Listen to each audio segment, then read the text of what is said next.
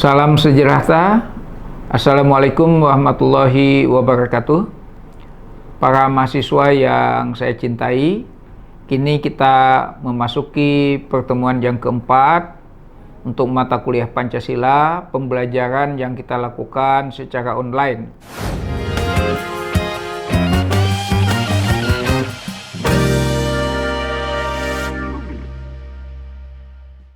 Menindaklanjuti pertemuan kita yang ketiga, kita akan memahami, mengkaji kembali bagaimana proses lahirnya Pancasila sebagai dasar negara dalam tinjauan historis. Nah, oleh karena itu, saya ingin mengajak para mahasiswa sekalian. Yang pertama, kita memahami bagaimana lahirnya Pancasila itu dimulai dari sejak manusia Indonesia pada zaman prasejarah. Nanti kita masuk pada zaman kerajaan Sriwijaya dan Majapahit atau yang disebut dengan zaman keemasan kerajaan Nusantara. Kemudian menjelang detik-detik proklamasi 17 Agustus 1945. Nah, kalau kita memahami bagaimana proses lahirnya Pancasila pada zaman prasejarah, saya ingin mengajak para mahasiswa sekalian untuk membayangkan, kita mengalihkan pikiran kita sejenak bagaimana kehidupan manusia pada zaman prasejarah itu. Para mahasiswa yang saya hormati, saya ingin mengenalkan ada sebuah teori tentang teori evolusi yang disampaikan oleh Charles Darwin. Charles Darwin ini hidup di tahun 1809 sampai dengan 1882. Beliau menyampaikan teori tentang evolusi, yaitu teori tentang seleksi alam, dengan dua buku yang beliau terbitkan, yaitu yang pertama buku yang berjudul Second of Man and Selection and Relation to Sex tahun 1871. Teori evolusi ini terjadi melalui makhluk hidup. Makhluk itu bisa hidup apabila makhluk itu bisa menguasai, melawan, dan menyesuaikan diri dengan lingkungannya. Dan sebaliknya, apabila manusia itu tidak bisa mengatasi alam, tidak bisa menyesuaikan diri dengan lingkungannya, maka manusia itu tidak bisa bertahan hidup. Atau sebaliknya, kita sebut manusia itu akan mati. Nah, yang kedua, Darwin mengemukakan dengan teorinya yang berjudul On the Original of Species tahun 1859. Dia mengatakan bahwa manusia itu merupakan evolusi dari kera. Manusia pada zaman prasejarah seperti yang digambarkan oleh Darwin adalah manusia yang tidak berbudaya. Oleh karena itu dia tidak memiliki tingkat intelijensi yang tinggi. Manusia pada zaman itu belum mampu menciptakan nilai-nilai budaya. Mereka hidup berpindah-pindah, kemudian memakan apa yang ada atau yang tidak bisa production.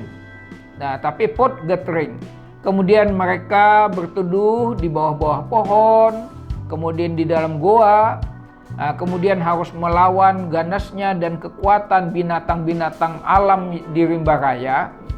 Nah, sehingga dengan demikian mereka hanya berharap pada keramahan alam, atau sebaliknya mereka memuja atau menyembah benda-benda alam.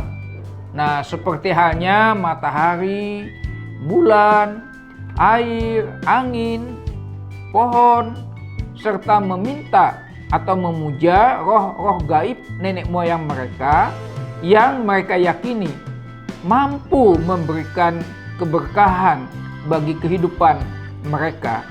Inilah yang kita kenal dengan animisme dan dinamisme sebagai cikal bakal lahirnya sila ketuhanan yang Maha Esa. Para mahasiswa sekalian yang saya cintai, kemudian Noto Nagoro menjelaskan pada zaman sejarah, pada masa zaman kejayaan kerajaan Nusantara, khususnya Kerajaan Majapahit dan Sriwijaya. Kemudian nilai-nilai Pancasila itu telah menjadi sendi dasar atau norma ke dalam kehidupan yang harus dilaksanakan. Nilai-nilai Pancasila telah dilaksanakan dalam tri prakara, yaitu kehidupan religius atau keyakinan dan ketakwaan kepada zat kausa prima. Kemudian yang kedua di dalam kehidupan sosial budaya atau nilai-nilai adat istiadat. Dan yang ketiga di dalam kehidupan bernegara.